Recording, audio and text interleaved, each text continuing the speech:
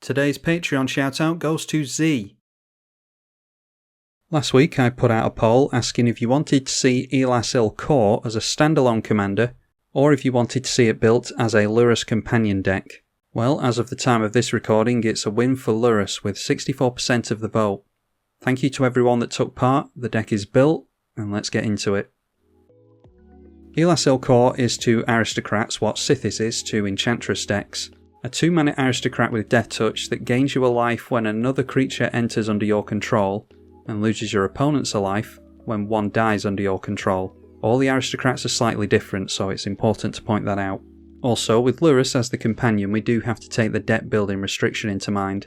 In this case, it means each permanent in the deck can only be 2 CMC or less, and Lurrus is a 3/2 lifelinker that lets us cast one permanent that's 2 CMC or less from our graveyard during our turn. We put Lurrus into our hand from the command zone for 3 generic mana, at which point it just becomes a normal card that can be destroyed and exiled and the like. So with those out of the way, let's jump straight into the deck. The theme of Aristocrats is to drain your opponents out when other creatures die, and there's plenty besides our commander available to us. Blood Artist and Zulaport Cutthroat are probably the most used and famous examples of the archetype, with Cruel Celebrant, Corpse Knight, and Suture Priest being slightly less popular. A more unusual include, and one that doubles up as a board wipe, is Meat Hut Massacre, playable from the graveyard with Lurrus, and one of the more difficult drain effects in the deck to remove thanks to its enchantment card type. All of these cards chip away at your opponent one way or another, be it either from entering or dying. Some of them affect all of your opponents. They're all slightly different, so bear that in mind when you play these cards. Now, it's fine to have all these Aristocrats in play, but they're useless until they begin to trigger. Typically I would add a bunch of token production and sack outlets to the deck and call it done, but we've had to do things differently here thanks to Lurrus being our companion. Instead I've plumped for a more control build featuring some sack outlets and reoccurring creatures, but plenty of removal. Let's start with the reoccurring creatures. First, Bloodghast you've seen me run in my black decks over and over because it's incredibly good with fetches and Skullclamp. Skullclamp Ghast for 2 cards, play a fetch, Ghast comes back so clamp it again, crack the fetch making landfall once more, the Ghast comes back, clamp it again. Not only are you refilling your hand here, but you're triggering your Aristocrats every time too. Similar plays can be made with Nether Traitor and reassembling Skeleton, although not quite as easily. And as I've mentioned in another video, I might actually consider getting rid of the Skeleton in place of the Weatherlight Completed, although I'm not sure if this card will actually be available on Magic Online because Wizards doesn't seem to like us playing with their new cards on Magic Online. But if you have this card then it's something to try out. I do have high hopes for the potential of Weatherlight Completed in this deck, although it's probably better suited for the token build of the deck. And speaking of tokens, we can make a few with some permanents here on Bitter Blossom and Dreadhorde Invasion. Jadar also takes on a similar role, giving you a creature to sacrifice every turn. If you don't have Skullclamp available, then you'll need sack outlets instead.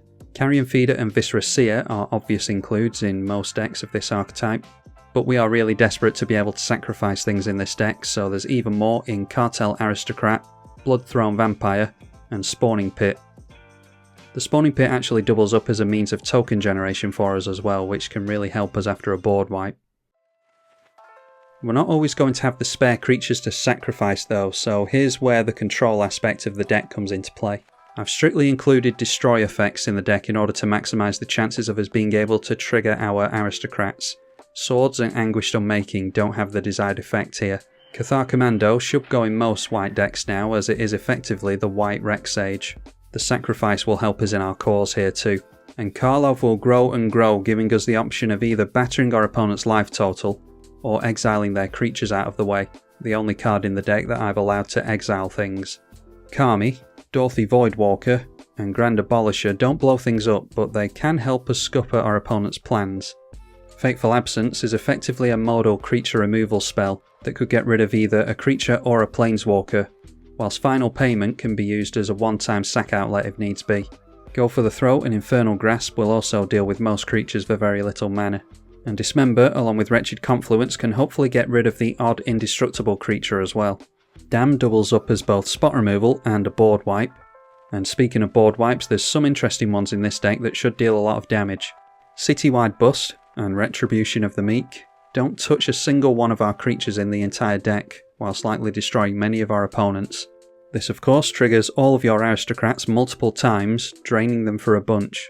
Austere Command is similar in that it doesn't have to destroy small creatures unless we want it to, and it also has the option of taking out artifacts and enchantments as well. There's a few combos in the deck because we're certainly not going to be attacking. Death Touch Staff is the first one. It can be a little bit mana intensive, either just throw the Thornbite Staff onto your commander and make use of the Death Touch, or both the Staff and Basilisk Collar onto a creature with at least 1 power. Now you just tap down the creature, dealing 1 Death Touch damage to one of your opponent's creatures. That will kill it off and untap your creature thanks to the Thornbite Staff. Now you just do this over and over again, triggering your aristocrats each time, as well as committing a one-sided board wipe. And with all this life gain, you will be behooved to have Viscopa Guildmage played and activated.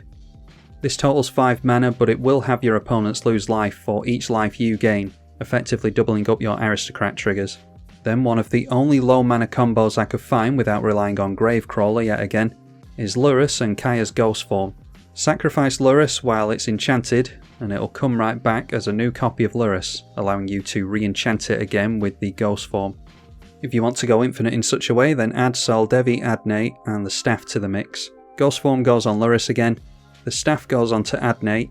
You then use the Adnate to sacrifice Lurrus, adding some mana and untapping your Adnate straight away thanks to the Staff. Lurrus comes back again thanks to the Kaya's Ghost Form, and once again you can use some of that floating black mana you just made to re-equip the Kaya's Ghost Form onto the Lurrus. Not only is this infinite deaths, but it's infinite mana too, so if you need to tutor for an aristocrat or something like that, then this should be able to get you there. Otherwise it's just straight up infinite drain on your opponent. While we do need to keep our permanents costed at 2 and below, that's not the case for non-permanent spells. Our instants and sorceries will be used for both removal and card draw. We've already seen how much we can get done with Skullclamp, but Dawn of Hope can get us some bits of card draw here and there too, as well as producing life-linking tokens for us to use as chump blockers and sack fodder. We've also seen Wretched Confluence as part of our removal package, but this also doubles up as an instant speed card draw spell. Speaking of which, for 5 mana at instant speed we can play Ad Nauseam. The curve on this deck is absolutely minuscule, and by far the most common mana value of the deck is 2, so we'll likely put a lot of cards into our hand before we have to stop, probably revealing a bunch of lands along the way as well.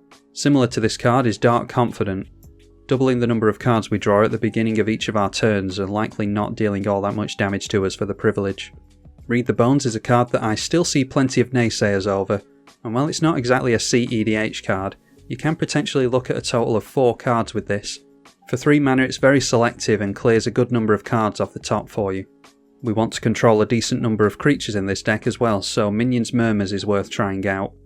Even if we only have 4 creatures in play, 4 cards for 4 mana is still good return. And speaking of creatures, we can either use Promise of Power to push more damage through, or just use it to refill our hand, paying 5 mana, 5 life and drawing 5 cards. And finally it's another somewhat modal card in Peer into the Abyss.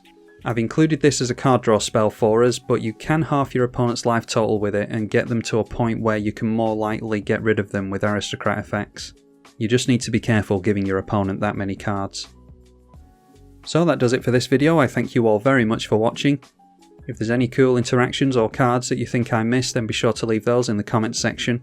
A massive shout out goes to the patrons as well, who have encouraged me to stick around all this time. I probably would have given up a long while ago if it wasn't for them. You can become a patron yourself by following the link in the description below. I'm Tribalkai. Thank you for watching.